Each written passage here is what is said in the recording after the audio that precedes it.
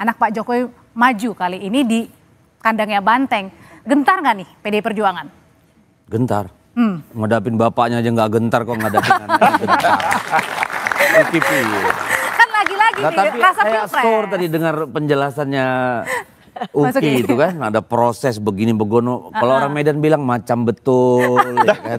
Tapi ya oke lah kan di akhir-akhir jabatannya Pak Jokowi masih sibuk mikirin anaknya mau ditaruh di mana. Dan oleh karena itu akhirnya Jawa Tengah dan DKI tersandra. Kan begitu kita membacanya ini. Lepas dari semua topeng-topeng politik yang indah itu realitanya kayak begitu nih. Ada tangan hitam invisible hand yang bermain di dua daerah ini hingga kagak jelas ini barang. Sehingga yang kita bicarakan apakah anak presiden mau jadi gubernur atau wakil gubernur atau apa. Kita nggak bicara 1.600 orang Jawa Tengah yang jadi korban perdagangan orang. Kita nggak bicara bagaimana menurunkan angka kemiskinan ekstrim di Jawa Tengah. Yang kita bicara anaknya Pak Jokowi yang ini nanti dapat di mana ya? Gitu. Ini kan penurunan kualitas demokrasi kita kalau menurut saya. Apakah selama 10 tahun Pak Jokowi presiden banjir rob di Semarang nggak pernah kelar, nanti dengan Pak Gibran Pak Jokowi nggak presiden, lalu kalau nanti bisa dimenangkan Kaisang bisa diberesin nggak itu barang? Mari kita bicara soal rakyat lah, jangan soal anak presiden terus. Jadi nggak gentar? Ya Allah, gentar gitu udah dibilang. Nggak soalnya. Gini ya, kalau saya melihat gini, ini pertarungan demokrasi, ya. Kan Pilpres kemarin membuka kualitas semua partai dan politisi kita kayak apa. Yang menjilat ludahnya sendiri, ya, yang menarik kata-katanya dari pembenci jadi penyembah. Ini kan di sini rakyat akan diberi kesempatan untuk menilai. Tapi kenapa? Karena ini menyangkut masa depan mereka sendiri. Mungkin kalau presiden kemarin itu terlalu jauh. Tapi ini pemimpin daerah nggak bisa main-main. Tapi masalahnya di survei contohnya di Litbang Kompas aja belum ada nih nama-nama dari kader PDI Perjuangan yang kemudian masuk dalam list untuk disurvei. Karena PDI Perjuangan tidak pernah bersandar pada orang per orang. Kita bersandar pada kolektivitas dan gotong royong. Jadi apalagi namanya survei sekarang, mau dibikin siapa nomor berapa juga kan suka-suka hati asal kuat bayar kan gitu. Jadi kalau kita lihat Kompas itu 64% rakyat loh, belum tahu siapa nih yang bakal jadi pemimpin. Kenapa? Karena elit-elitnya ini sibuk mikirin hasrat kekuasaan seseorang. Meskipun gitu loh. Mas Kaisang saat ini posisi teratas ya. Ya terserah. Tapi kalau Kaisang bisa jadi ketua umum PSI dalam 2 hari, kenapa nggak jadi gubernur Jateng? Apa yang nggak bisa? Oke, kalau gitu ke Bang Doli langsung deh. Bang Doli, ini kemudian kan dari partai Golkar, kemudian PAN, Gerindra, bahkan katanya PSI juga ini sebenarnya sudah menjagokan Pak Ahmad Lutfi ya. Kalau gitu sebenarnya Ahmad Lutfi Kaisang atau Kaisang Ahmad Lutfi nih di Jateng? Om Pimpa. Belum. Kita kan masih membuka semua kemungkinan ya. Jadi gini, intinya. Belumnya yang mana nih Bang? Ya belum, pasangannya belum. Tadi kan pertanyaannya mau pasangan dengan siapa kan. Nah kita kalau Golkar posisinya sampai sekarang sudah memberikan surat instruksi kepada Pak Ahmad Lutfi. Surat instruksi itu adalah dipergunakan untuk membangun komunikasi dengan partai-partai politik yang lain, ya terutama mungkin yang sudah terbangun dengan Koalisi Indonesia Maju, dan kemudian membicarakan kemungkinan siapa yang akan menjadi pasangan sebagai calon wakil gubernurnya gitu. Nah itu positioning Golkar terhadap Pak Lutfi di Jawa Tengah. Nah kenapa belum? Ya karena kita memang judul besarnya selalu saya katakan kompetisi apapun, kompetisi politik ya, mau pilpres, mau pileg, apalagi pilkada ya, itu kan at the end semuanya mau menang. Jadi sebetulnya praktisnya kayak begitulah ya.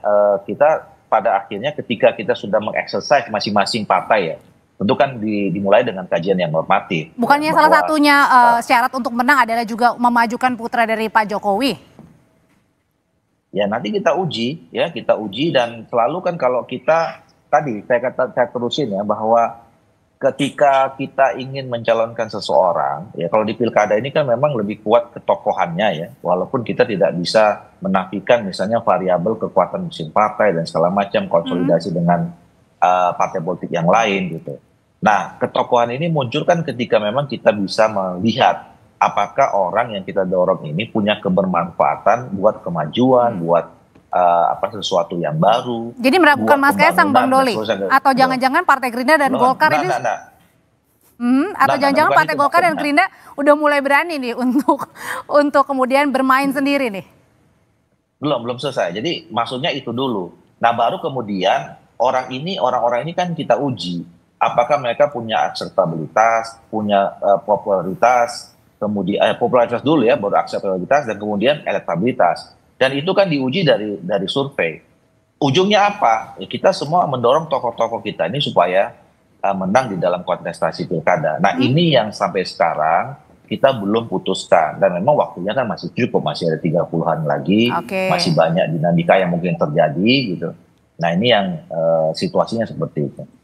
Dari PKB sendiri nanti kemudian udah menghitung belum Mbak Lulu? Sebenarnya pengennya sama siapa nih nanti kalau misalnya di Pilkada Jawa Tengah, tadi pilihannya ada Mas Kaesang, Pak Lutfi, belum juga digadang-gadang ada nama Pak Andika. Ya kalau PKB sih pilihannya sama rakyat lah. Yang punya syarat untuk bisa memenangkan calon kita. Semuanya kan rakyat. Iya, nah tapi begini sebenarnya. Tema kita memang tentang Mas Kaesang ya. Walaupun kemudian saya tuh juga lihat-lihat mana sih kemudian hasil survei Kompas itu yang bisa menyatakan bahwa Mas Kaesang itu ya menjadi juara di Pilkada Jawa Tengah. Yang pertama masih 7%. Kemudian tadi disampaikan masih ada 64% rakyat Jawa Tengah, they really don't care. Ya kan, dengan isu pilkada di Jawa Tengah. Bisa jadi mereka masih kenyang dengan Pilpres dan Pileg kemarin. Yang kedua mungkin ada titik jenuh. Dan yang ketiga memang persoalan hidup itu yang sedang tidak baik-baik saja pada saat ini.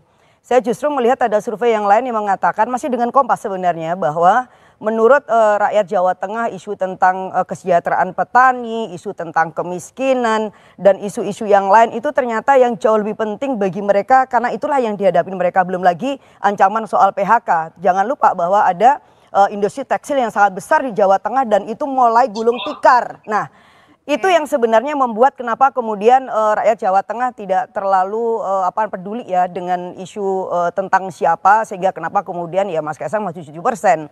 Jadi kalau 7% apalagi hanya dengan 2 kursi di DPRD Jawa Tengah ya masih jauh sebenarnya. Pertama ya syarat untuk menuju ke sana. Apalagi kalau kemudian kita lihat Kim semula sudah mengusung nama Mas Lutfi gitu. Nah kalau kemudian Mas Kaesang sama Mas Lutfi ini kan ya simpel aja, semua kan porosnya juga masih Pak Jokowi. Cuman kemudian di dalam hati saya lagi mikir, enak bener ini anak-anak presiden ya. Mereka ini bisa bebas milih mau di daerah mana aja, bukan cuma di DKI sama Jawa Tengah, Bos. Bahkan bisa milih seluruh wilayah Indonesia.